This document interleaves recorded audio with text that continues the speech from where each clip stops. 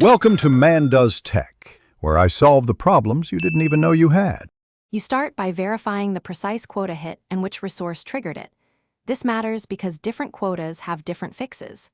Once done, collect current usage metrics, API calls per minute, storage in GB, concurrent sessions, and compare to the limit so you know the gap.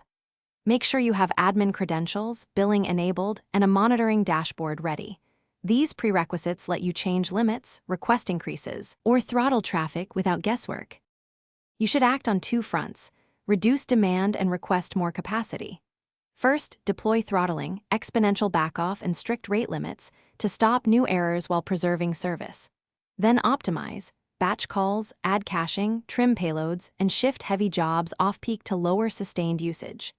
Next, submit a quota increase with your provider including current metrics, growth projections, and why the extra quota is needed so they can approve faster. This dual approach relieves immediate pain and prevents recurrence.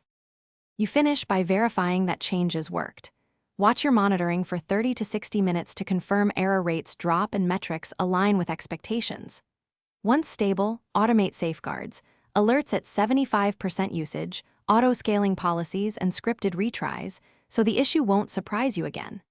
If problems persist, troubleshoot billing holds, expired API keys, or secondary limits like per-user caps. One key tip: check for hidden.